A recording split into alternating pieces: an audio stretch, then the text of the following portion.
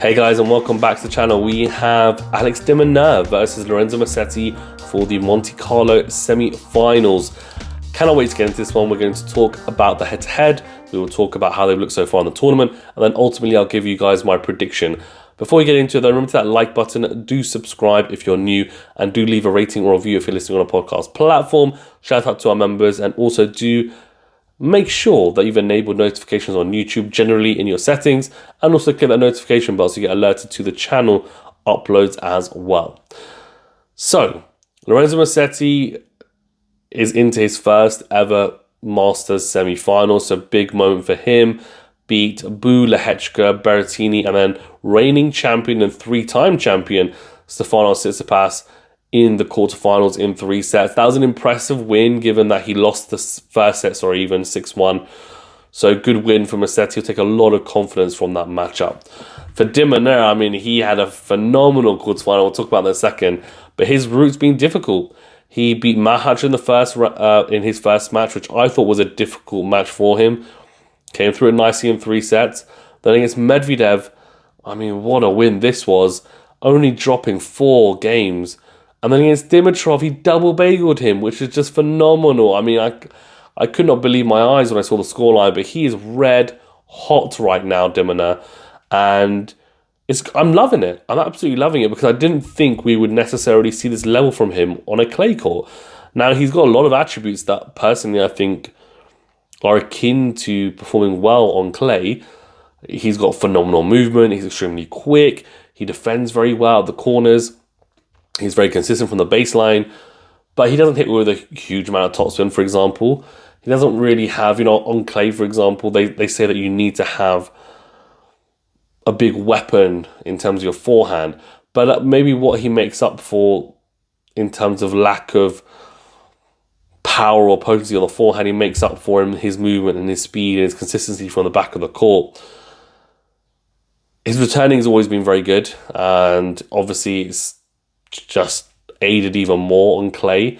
And the serve, I guess, a lot of the biggest servers, their serve is watered down a little bit on clay. And so for him, his serve at times is almost a rally starter, but he doesn't mind that because he knows that he can beat people with his legs at times. And that's almost what happened with Dimitrov, I would say. But the level's there from him. It's really there, which is impressive. In terms of the head-to-head is 1-1. They did play on grass and hard court, though, so they haven't played on clay yet. de Minaur won on hard court. That was in 2022 at the Australian Open, a 4-set win there. And then Musetti played de Minaur at Queen's last year. Musetti won in 3 sets. So we might get a 3-set match, I think it's fair to say, considering both matches, both players, in both matches, the losing player anyway took a set off the opponent. Look, in terms of how this plays out, it's an interesting one, because neither player has massive serves or serving power even from the back of the court. I would also say I don't think either player's got huge weapons from the back of the court. Now, Musetti's one-handed backhand is definitely a weapon at times, I would have to say, especially on clay. I think he really is able to find fantastic spin off that side, flatten it down the line. I mean, it's just a phenomenal shot to watch. That's going to be very interesting, that dynamic between the de Minaur backhand, which is very flat cross-court and is very consistent, versus the one-hander of Musetti. I'm sure he'll throw in some slices at times on clay. It's not the most effective shot, of course, but it's a good change of pace and variety to add in at times. In the forehand to forehand, Musetti has quite an extreme forehand and he can find good angles cross court, but as can Demon.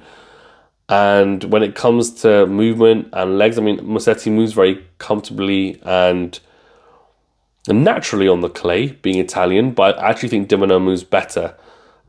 Mainly because of the speed, I think, but also he just looks so balanced all the time, and he looks so good on the run on both wings. I mean, it's going to be very difficult for Musetti to break him down, because I'm just thinking, how would he break him down?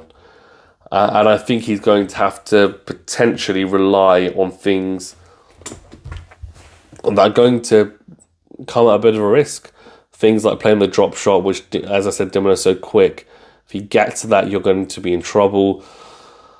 I actually think if I was Musetti, I would be trying to boss the backhand-to-backhand exchanges and be the one dictating. I think, if Musetti, in my opinion, Musetti is always best when he's dictating on the front foot. He has a lot of variety, shapes the ball really nice on the forehand and backhand side, slices, spins. He uses the conditions really nicely, and so he can defend well, but I prefer Musetti when he's the one weaving the web during the point. So he's the one who's able to be proactive. I think for de Minaur, I think he's also better on the front foot, but I think he defends better than Musetti, in my opinion. I think it's not just to do with the speed of the movement. I just think he is able to effectively defend a lot better than Musetti is, in my opinion. And if I was Musetti, I would be thinking I need to be the one in control of these rallies. Because if I'm the one in control of these rallies, I've got a good chance. But for de Minaur, I actually don't think it's a massive issue if he's not got momentum at the start of a lot of rallies. I think he'll stay quite patient. And then he might even take over the rally because he's been transitioning from defence to attack quite well in Monte Carlo, quite impressively. So what was also impressive to me was de Minaur coming to the net against Medvedev quite a lot. Now, I don't think he'll do that against Musetti, different types of players. Musetti is not going to stand quite as far back against de Minaur as Medvedev did, for example. But this is a really interesting one to play out, and I'm going to go with...